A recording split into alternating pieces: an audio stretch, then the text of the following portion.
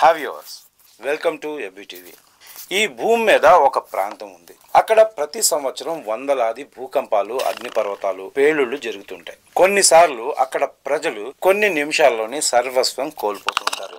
ఆ ప్రదేశాన్ని మనం రింగ్ ఆఫ్ ఫైర్ అంటాం. ఇది భూమి గుండె లోతుల్లో జరుగుతున్న ప్రకృతి ఆగ్రహానికి ఒక సజీవ ఉదాహరణ. ఈ రోజు మనం రింగ్ ఆఫ్ ఫైర్ గురించి తెలుసుకుందాం. అసలు ఈ రింగ్ ఆఫ్ ఫైర్ ఎక్కడుంది, ఇది ఎందుకు ప్రమాదకరం, అసలు అక్కడ ఏం జరుగుతుంది అన్న దాని గురించి ఇప్పుడు తెలుసుకుందాం. ఇది తెలుసుకోవడానికి ముందు మనం భూమి అంతర్భాగ నిర్మాణం గురించి తెలుసుకోవాలి. అసలు భూమి బయటకు ఒక గోడలాగా కనిపించినా కూడా లోపల ఒక బాయిల్డ్ ఎగ్ లాగా ఉంటుంది. భూమి 3 ముఖ్యమైన భాగాలుగా విభజించబడింది. అవేంటంటే క్రస్ట్, దీన్ని పూత అంటాం. ఇది మనం నడిచే ఉపరితలం, దీన్ని క్రస్ట్ అంటాం. ఇక రెండోది మ్యాంటిల్, అంటే భూమి గోళంలో మధ్య భాగం, ఇది వేడిగా ఉన్న శిలల పొర.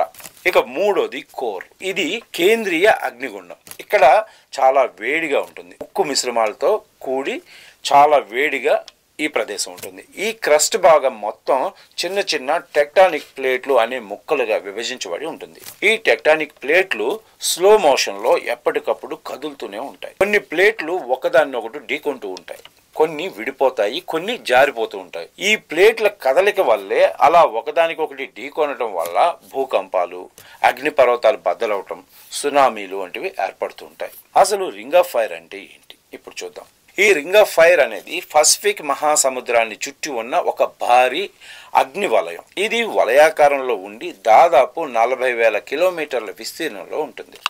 ఇది అమెరికా తీరాలు, జపాన్, ఇండోనేషియా, ఆస్ట్రేలియా వరకు చుట్టేసి ఉంటుంది. దీనిలో అత్యధిక సంఖ్యలో అగ్నిపర్వతాలు ఉంటాయి.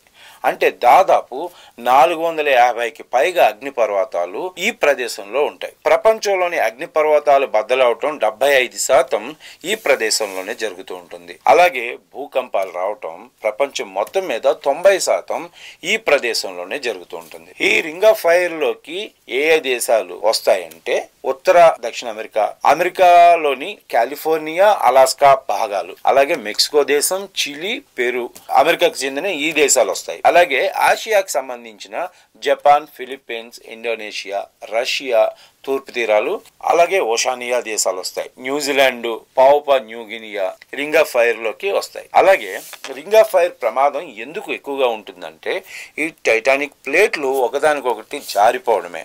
ఇది ఎక్కువగా రింగ్ ఆఫ్ ఫైర్ లోనే జరుగుతూ ఉంటుంది. ప్రతి సంవత్సరానికి వందలాది చిన్న పెద్ద భూకంపాలు, కొన్నిసార్లు భయంకరమైన సునామీలు కూడా వస్తూ ఉంటాయి.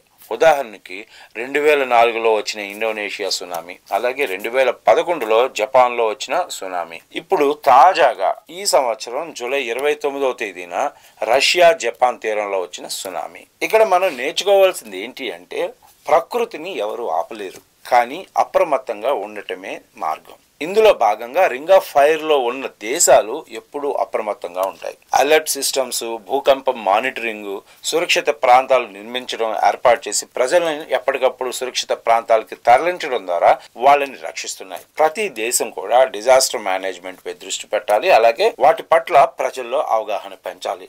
ఇలాంటి భయంకరమైన రింగ్ ఆఫ్ ఫైర్ లాంటి ప్రకృతి శక్తులు మనకి తెలియని నిజాలను నేర్పుతూ ఉంటాయి. ప్రకృతితో శత్రుత్వం కాకుండా పరిజ్ఞానంతో ముందుకెళ్ళాలి. ఇలాంటి విజ్ఞానవంతమైన వీడియోలు మీకు కనుక నచ్చినట్టయితే మా ఛానల్ని సబ్స్క్రైబ్ చేయండి. మీ అభిప్రాయాలు, కామెంట్లను కామెంట్ సెక్షన్లో తెలియజేయండి. Thanks for watching.